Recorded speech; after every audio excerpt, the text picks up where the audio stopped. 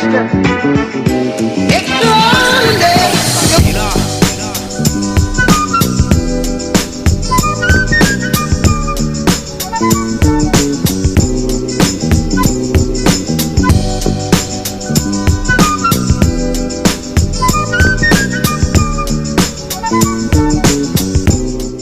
semuanya, perkenalkan nama saya Muhammad Haikal. Saya dari mahasiswa Universitas Negeri Malang, Fakultas Sastra, Desain Komunikasi Visual. Pada mata kuliah videografi, kami diberikan sebuah video tugas vlog yang bertemakan tentang budaya lokal kami seperti wisata dan kuliner atau yang lainnya. Jadi di belakang saya adalah sebuah menara pandang Banjarmasin, yaitu sebuah tempat wisata yang paling populer di Banjarmasin. Dan juga menara pandang ini diresmikan pada tahun 2014 oleh Pak Muhyiddin sewaktu Wali Kota Banjarmasin.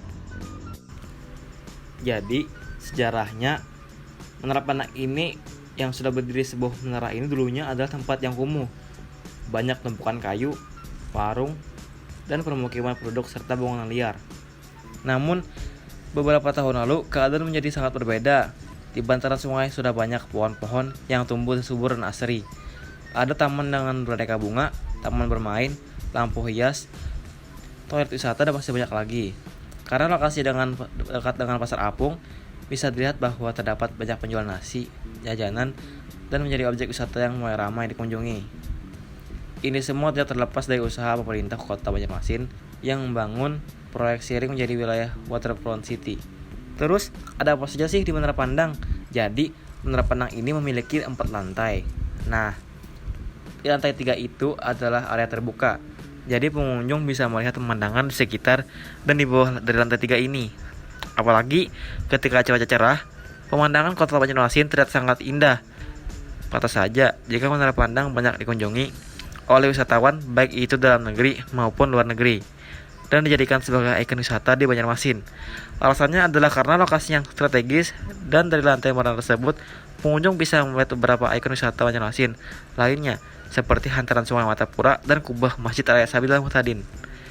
Dengan suasana yang sejuk dan sangat nyaman, membuat pengunjung tidak pernah sebentar berada di sini.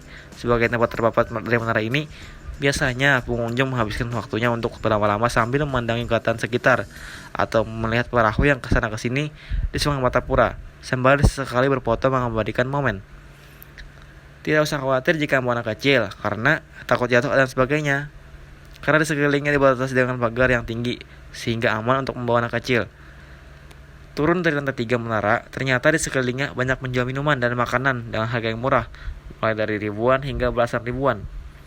Apakah ada lagi yang membuat pengunjung mau datang ke sini? Ya, tentu saja. Pengunjung merasa tertarik untuk datang ke sini karena biasanya sering diadakan acara-acara besar seperti lomba maulid, Banjarmasin Expo, acara bakti sosial, dan tempat latihan dance. Banyaknya acara yang diselenggarakan di sini tentunya karena suasana yang nyaman dan menyenangkan. Untuk itulah mengapa terdapat himbauan untuk tidak membuang sampah sembarangan agar tempat ini selalu bersih dan dapat digunakan untuk berbagai acara. Jika tempatnya bersih dan bagus, pasti pengunjung pun tidak akan bosan dan setidaknya ia akan mengunjungi kembali tempat ini. Sebagai warga negara yang baik, harusnya taat aturan kan? Nah, untuk itu kepada para pengunjung dan masyarakat sekitar diharapkan untuk tidak membuang sampah sembarangan, apalagi merokok, karena kita tahu ini adalah tempat umum dan banyak anak kecil, sehingga tidak untuk mereka terkena asap yang kamu keluarkan dari sebuah rokok. Terus, untuk harga tiket masuk sangat tidak terduga.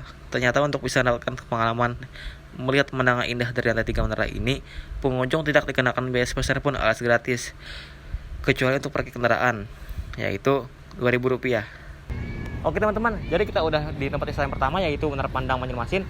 Selanjutnya kita akan ke tempat wisata yang kedua, yaitu Pasar Terapung Banjarmasin. Pasar Terapung ini tidak begitu jauh dari Menara Pandang, cukup jalan kaki saja bisa nyampe di sana. Yuk kita ke sana. Jadi teman-teman, kita sudah sampai di lokasi yang kedua. Jadi tepat di belakang saya ini adalah sebuah objek wisata Pasar Terapung.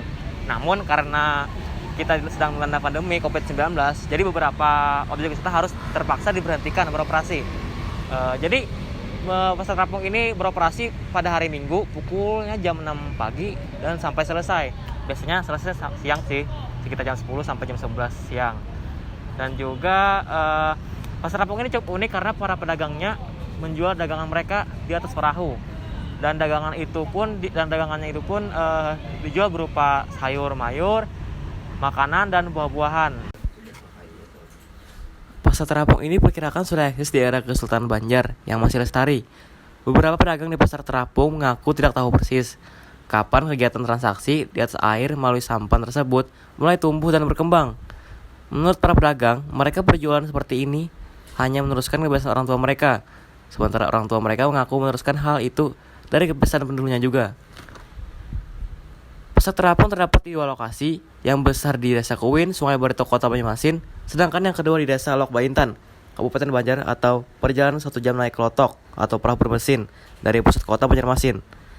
Tetapi keberadaan pasar terapung Desa Kuwin lambat laun berkurang dan sekarang sudah tak terlihat lagi. Oleh karena itu, pemerintah Kota Banjarmasin sejak kepemimpinan Wali Kota Haji Muhyiddin menciptakan pasar terapung buatan di Sungai Martapura yang sekarang kalian lihat ini. Hanya saja, objek wisata pasar terapung ini buka saat Sabtu dan Minggu. Aktivitas perdagangan ini sudah mulai ramai di pagi hari buta. Puncak keramaiannya sekitar jam 6 sampai jam 8 pagi. Jadi pada hari Minggu di sini sangat ramai karena kita juga diadakan Car Free Day dan jadi beberapa orang di sini berkumpul untuk berolahraga dan juga berkuliner. Oke, selanjutnya kita akan ke tempat wisata yang terakhir, yaitu Patung Bekantan.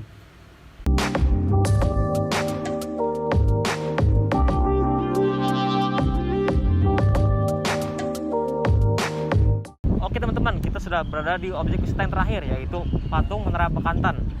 Patung Menara Bekantan ini yang berada di Jalan Kapten Pierre Tendean diresmikan dan dibangun pada 10 Oktober 2015. Dan juga ini merupakan salah satu maskot ibu kota Banjarmasin. Nah teman-teman, tepat di belakang saya ini adalah sebuah patung Bekantan. Patung Bekantan ini dibangun dan diresmikan pada 10 Oktober 2015. Objek patung yang berada di Jalan Kapten Pierre Tendean ini telah menjadi salah satu ikon kota Banjarmasin. Seperti yang kita ketahui, Bekantan atau Anasalis ravatus dalam bahasa ilmiahnya adalah jenis monyet yang berhidung panjang dengan rambut warna coklat kemerahan. Bekantan merupakan hewan endemik Pulau Kalimantan dan dilindungi di Indonesia. Tak heran jika hewan ini juga dijadikan ikon provinsi Kalimantan Selatan, selain pasar terapung dan menara pandang.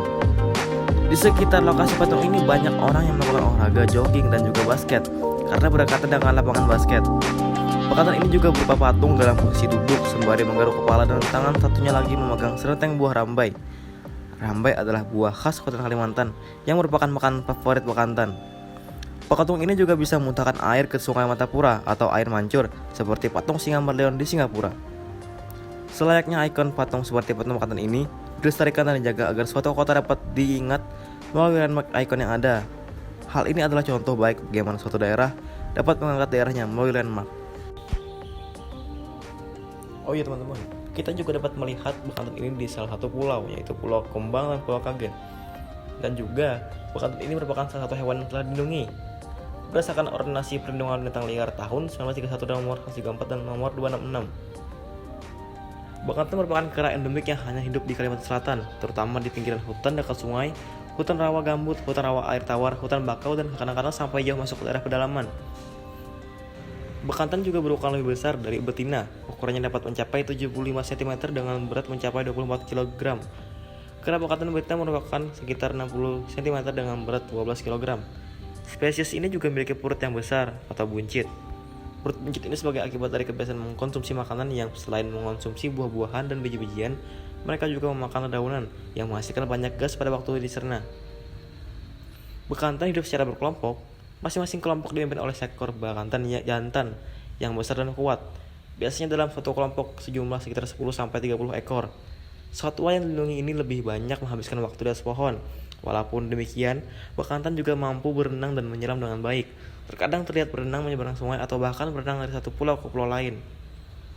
Seekor Bekantan betina mempunyai masa kehamilan sekitar 166 hari atau 5,6 bulan dan hanya melahirkan satu ekor anak dalam sekali masa kehamilan. Anak Bekantan ini akan bersama induknya hingga menginjak dewasa berumur 4-5 tahun.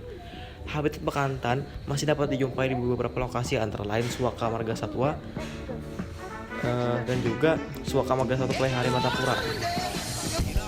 Nah, itulah beberapa tempat wisata yang ada di Banjarmasin yang dapat saya tampilkan. Sebenarnya masih banyak lagi tempat wisata yang ada di Banjarmasin, tetapi karena kita dilanda pandemi COVID-19, jadi saya terbatas untuk menampilkan sebuah tempat wisata yang lain. Sekian dari saya, terima kasih banyak.